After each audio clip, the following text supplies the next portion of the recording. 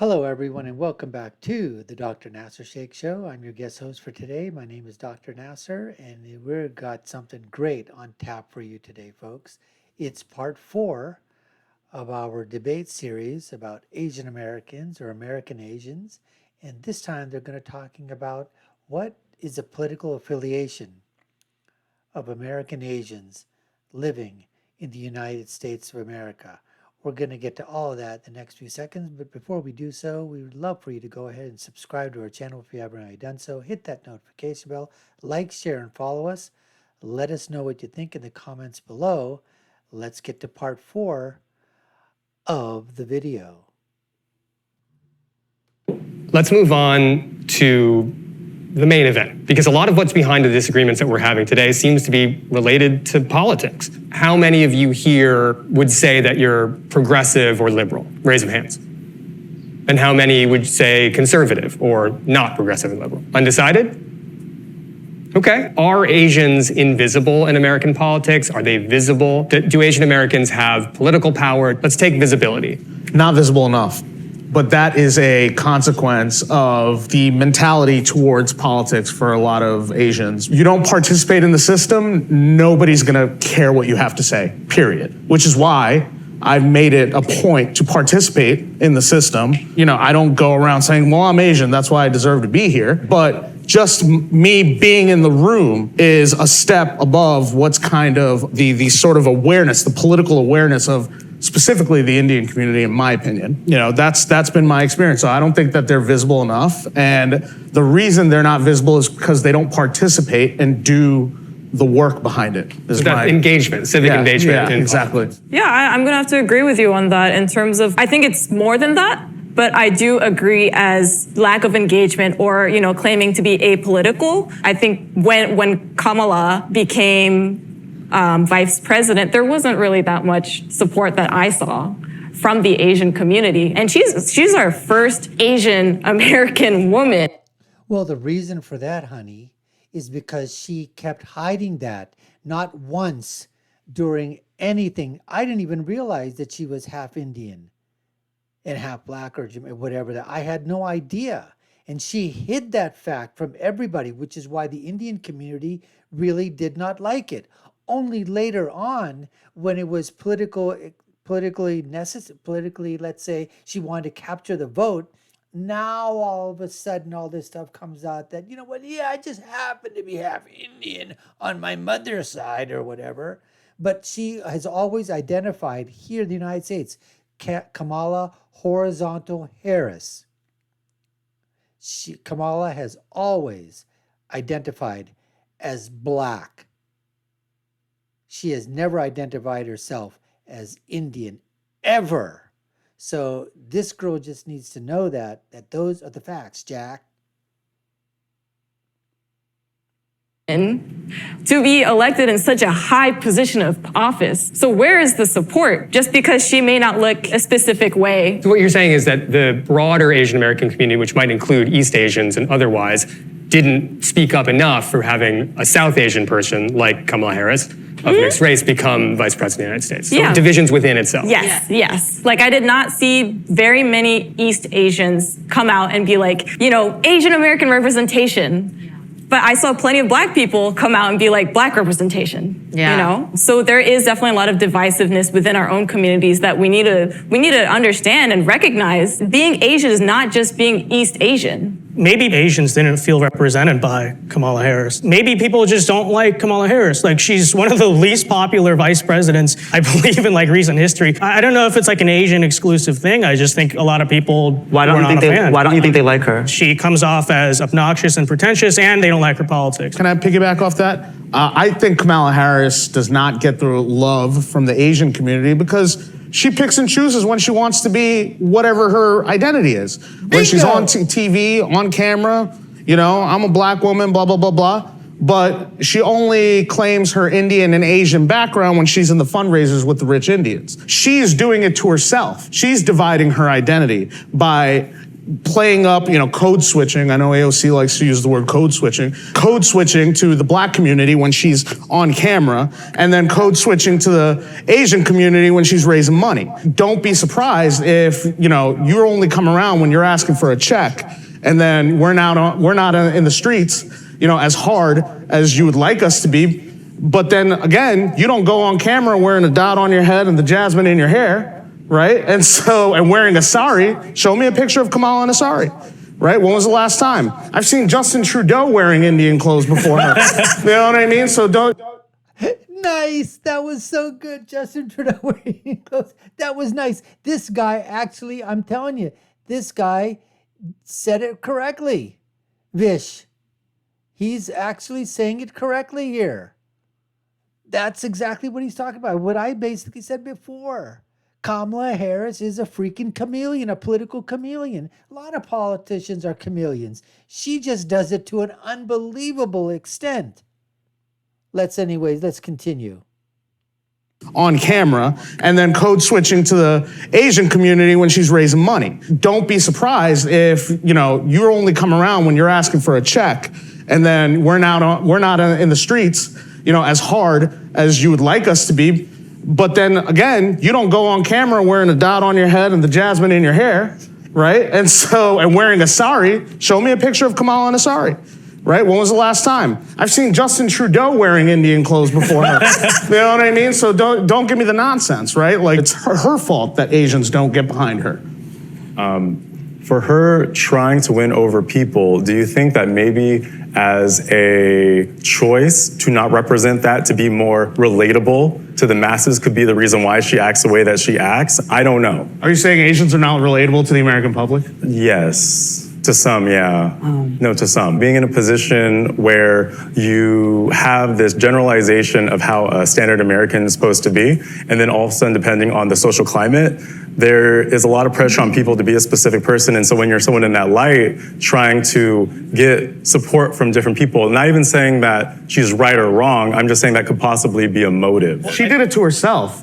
If you just called yourself American, you wouldn't be in this mess. Right? But you switch the identity based on the need. And that is the problem. I think Kamala exists. It's politically and expedient. You kind of saw this when Biden chose her. She exists to basically appeal to like the woke diversity mob. Like, that's the truth. Biden said, I'm going to pick a woman. And then he said, I'm going to pick a woman of color, quote unquote, ended up with Kamala Harris. And I just think that a lot of people outside of Ivy League educations find that stuff off-putting. In general America, a lot of people of all different colors are very off-put by her entire political presentation in existence because they're off-put by the women, diversity, black people, nonsense. They're off-put by a woman in leadership. I want to chime in here. Apparently, even like women of color and black women, even like as we talked about, approval rating in general sucks. I agree. Why? Because let's get off the approval rating for a second. I want to hold on one point of yours, which is Before we get to what the moderator is going to say is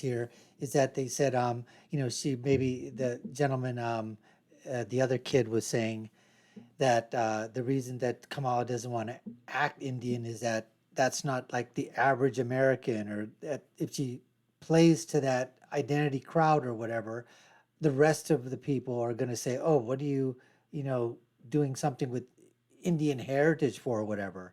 Well, I just like to say basically that certainly didn't happen with Donald Trump when Modi came here.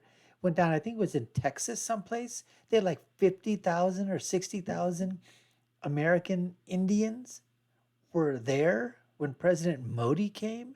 I mean, it was gigantic. It was huge, wasn't it? So Trump didn't have a problem with the Asian vote, the Indian vote, not at all. He's a token. That's what I heard from you. Sure. I think Biden chose her absolutely as a token. So I want to know how you respond to sort of what Vince was saying, that Kamala Harris effectively was a token pick because demographic boxes, and specifically an Asian American demographic box. I feel like anytime a person of color gets chosen, we're looked at as a token, especially in institutions. It's historical, like it's new to us, right? So in one sense, I think there's some truth to it. Even in our own communities, I think Is she a token? Like we second guess ourselves. You start to second guess, are you worth it? Because you're constantly being Am I questioned. qualified? Did you get here because you were diversity hire or, this is the existence that we live in right now. And so. Finally, she's basically saying what, she's speaking it out loud, and she's probably going to get, on Twitter, they're going to say, why did you even say this? Why did you bring this up? But she's admitting to the fact that, yeah, we're second guess ourselves. Was the reason that we were hired because it was a diversity hire? Was it because it was Asian? Was it because it was black? Was it because she was a woman? Of course, that's the thing that happens if you start thinking of people in terms of, tribes, in terms of heritage, ethnicity, and color, race, all these things, instead of basically saying, we want to pick the best person for the freaking job. If it happens to be a man, great. Of any color, who gives a crap? If it happens to be a woman, great. Of any color, who gives a crap? Of any race, of any ethnicity, of any heritage or origination. If you decide that you're just going to do it on merit and being competent for that job, then all these other peripheral issues, they don't fall into place. Nobody starts thinking about whether or not you were a diversity hire or not. Let's continue. Kamala Harris is actually very representative of what we face. You can say token all day long, but you can't take that away. People will scrutinize her. However, what about the other people, other 47 presidents who've definitely done their fair share? I'd say probably worse things. Yes, absolutely. Who are not nitpicked for what they are wearing or, maybe not fitting in enough because they already fit in. Or for being white. Yet another white person. Yeah, a lot of people don't agree with, her politics. And I don't want to take her credentials away. Yeah. Because she earned it. She wasn't just a diversity pick. She was picked because she also put in the work. She also put in the work. I'd like to hear. What work did she freaking put in? Come on now, okay? This is just unbelievable here, what this girl is saying here. Because she put in the freaking work? What? She was a freaking senator. What did she do that she put in the work? Everything that she did was the cases that she handled were against minorities. She put away minority men, minority black men and women. For what? Marijuana possessions, marijuana, dealing with marijuana, drug dealers, which is exactly what she should have been doing. But she got hit hard on that as well. And for her to say that she was a freaking diversity hire, she's just contradicting, what Purple Rain Woman was saying.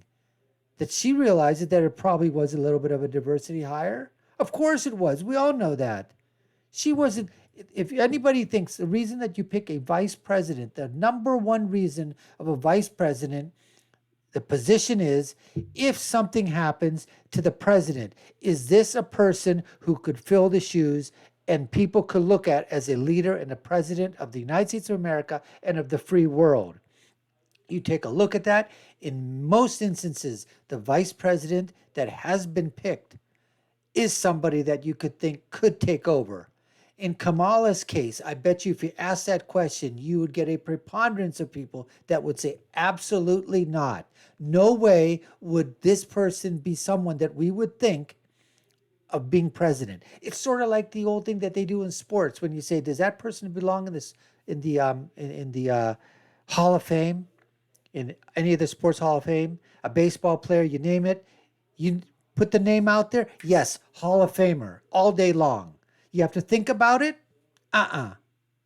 Same thing. You think of a vice president. Could that vice president be president? Yes. You hesitate? No way.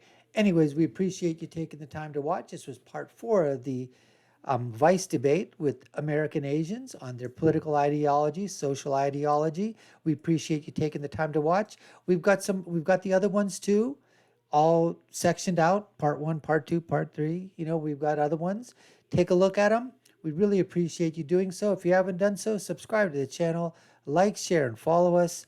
Hit the notification bell because you've been watching the Dr. Nasir Shaikh Show. I've been your guest host. My name is Dr. Nasser. Leave you with my final thought, which is when you're right, you're right, and when you're left, you're wrong. We'll see you again soon, folks. Take care and stay safe.